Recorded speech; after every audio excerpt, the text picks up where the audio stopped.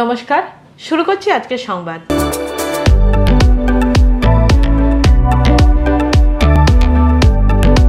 পূর্ব বর্ধমান জেলার জামালপুর থানার অন্তর্গত নবগ্রামের নবতরুণ সংঘ সারা বছরই বিভিন্ন মানবিক ও সামাজিক কাজের সঙ্গে যুক্ত রয়েছে। প্রত্যেক বছরের মতো এই বছরেও এক রক্তদান শিবিরের আয়োজন করে নবতরুণ সংঘ।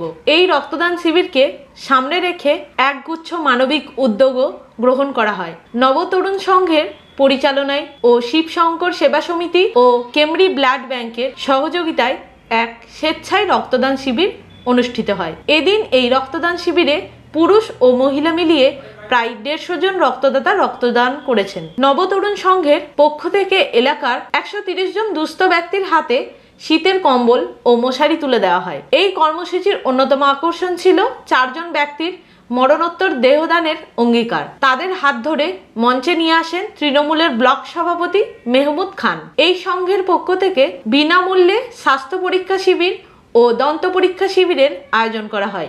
এদিন এই সংঘের পক্ষ থেকে স্থানীয় স্কুলের ছাত্রছাত্রীদের জন্য 2টি পাখাও প্রদান করা হয়। এই কর্মসূচিতে অংশ নেন জামালপুরের বিধায়ক অলোক কুমার মাঝি, প্রাক্তন বিধায়ক সমর হাজরা, জামালপুর পঞ্চায়েত সমিতির পূর্ত কর্মাধ্যক্ষ ও তৃণমূলের ব্লক সভাপতি মেহমুদ খান, বিশিষ্ট সমাজসেবী সুকৃতি ঘোষাল সহ নবগ্রাম পুলিন বিহারী উচ্চ বিদ্যালয়ের প্রধান শিক্ষক ও প্রাক্তন প্রধান শিক্ষক সহ এলাকার অন্যান্য বিশিষ্ট ব্যক্তিবর্গ। উপস্থিত ছিলেন ক্লাবের সমস্ত সদস্য এবং সাধারণ মানুষেরাও। বিধায়ক অলোক কুমার মাঝি এই মহৎ কাজের জন্য নবতরুণ সংঘকে ধন্যবাদ জানান। তিনি এই কাজ যাতে সংঘের সদস্যরা ভবিষ্যতে আরো বেশি করে করেন তার জন্য তাদের আহ্বান জানান। মেহমুদ খান বলেন, এই ক্লাব বছরে বিভিন্ন সময় নানা কাজ করে থাকে।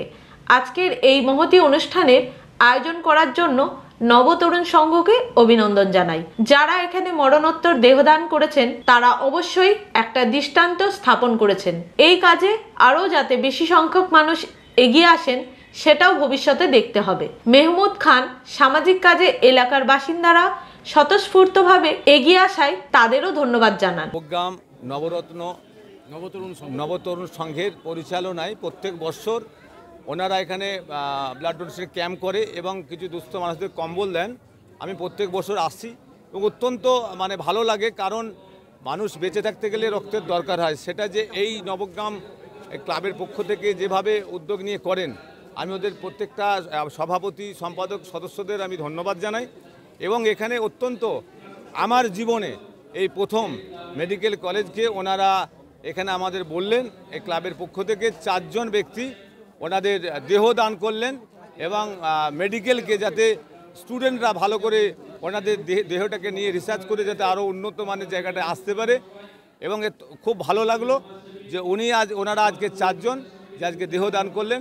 এবং আমার জীবনে এই প্রথম এই মঞ্চে দাঁড়িয়ে আমি দেখলাম যে একটা শরীরে যে একটা মশা কামড়ালে যে কষ্ট হয়, যে উনি নিজে জীবিত অবস্থায় ওনার শরীরটাকে যে দান করলেন, এটা আমার কাছে এনার বলার কিছু নেই। অত্যন্ত ভালো লাগলো। এই ক্ষেত্রে এইখানে একটা স্কুলের সমস্যা ছিল, একটা জায়গা নিয়ে মনোরঞ্জন বাবু উনি একটা দাম পেয়েছিলেন, তবু স্কুলের স্বার্থে 2 শতক জায়গা উনি দান করলেন। 12 শতক জায়গা 15 লক্ষ টাকায় উনি স্কুল কর্তৃপক্ষ এখানে টাকা দিয়ে কিনে নেবেন এবং ওনাকেও ধন্যবাদ জানাই। এবং গ্রামবাসী প্রত্যেকের এই স্কুলকে সুন্দরভাবে সাজানোর জন্য এবং মাননীয় মুখ্যমন্ত্রী মমতা বন্দ্যোপাধ্যায় এবং আমাদের অভিষেক বন্দ্যোপাধ্যায় সার্বিক পশ্চিমবাংলা যে উন্নয়ন, তার সঙ্গে সাধারণ মানুষের যে উন্নয়নের সঙ্গে সামিল হয়েছে, প্রত্যেকটা মানুষকে জামালপুর পঞ্চায়েত সমিতির পক্ষ থেকে শ্রদ্ধা সম্মান ভালোবাসা জানাই।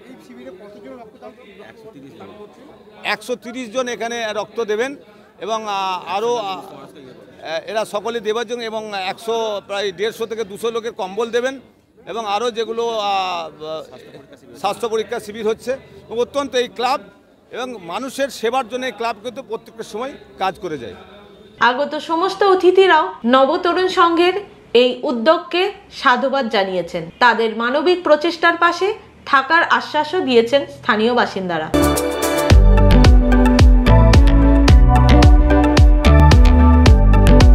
আজকের সংবাদ এই পর্যন্তই। নমস্কার।